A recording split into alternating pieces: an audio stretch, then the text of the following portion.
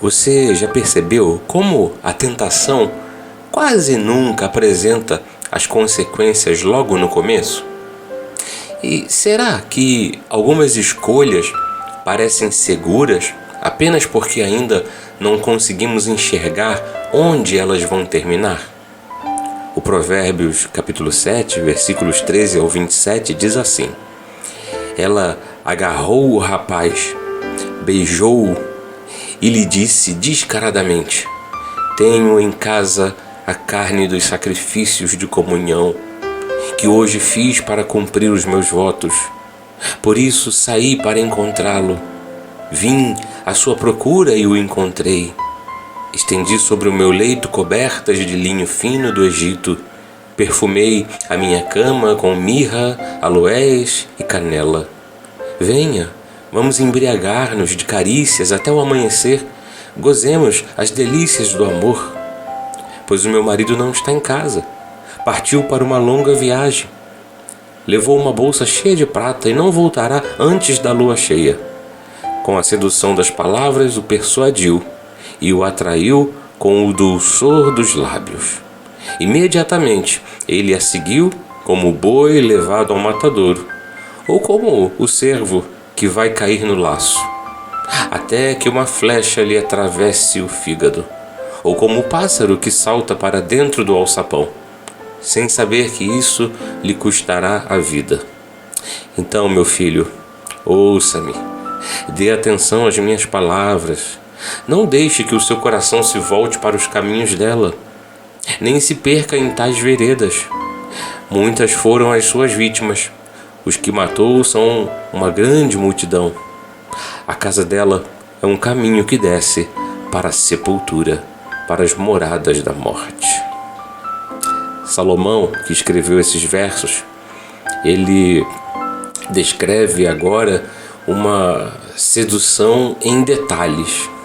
Primeiro vem o contato e as palavras, depois a mulher apresenta todos os motivos pelos quais aquele encontro parece agradável e aparentemente seguro. Mas há um detalhe especialmente sério no versículo 14. Ela menciona sacrifícios de comunhão e votos religiosos. Ou seja, religiosidade e pecado aparecem lado a lado. Ela havia participado de uma prática religiosa, mas isso não significava que seu coração estivesse submetido a Deus.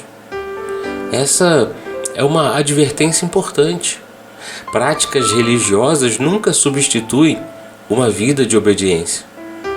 É possível falar sobre Deus e, ao mesmo tempo, racionalizar comportamentos que contradizem sua vontade.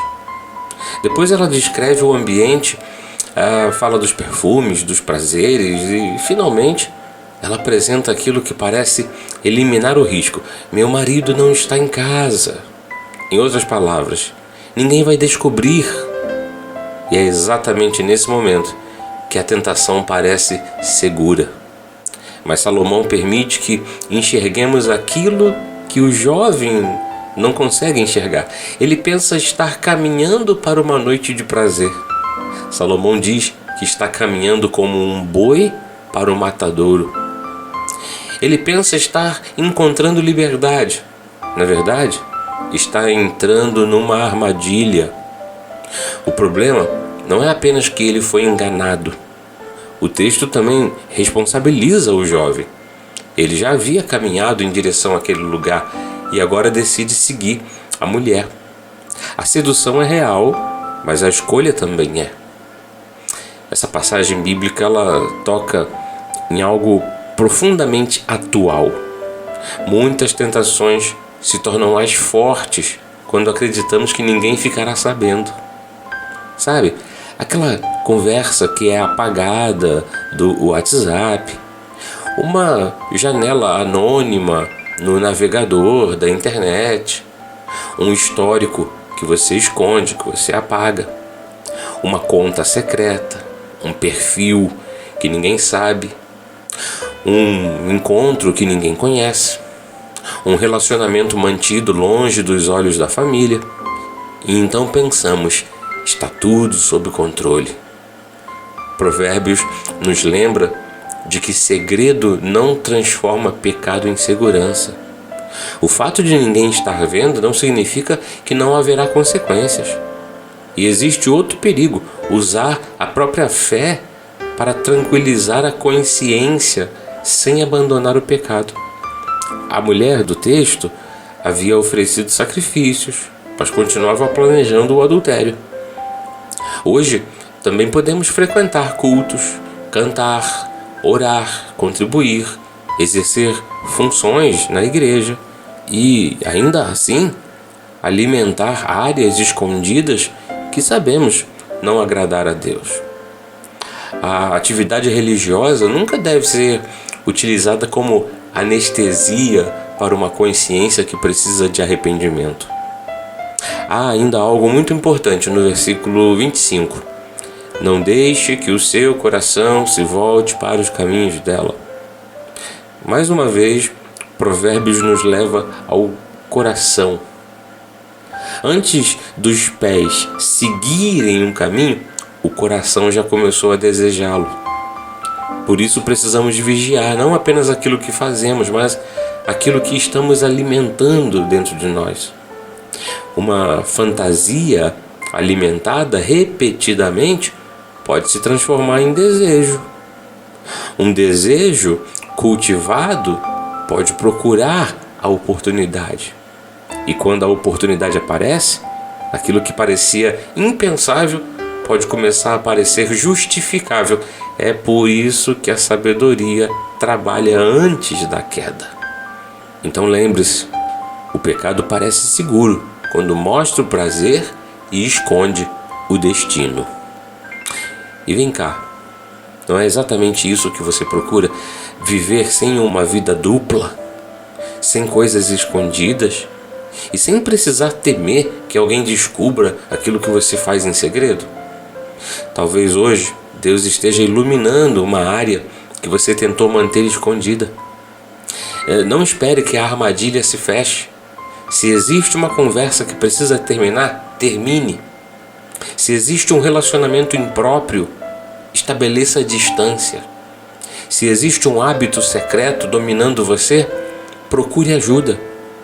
Se existe pecado, confesse-o ao Senhor e abandone esse pecado.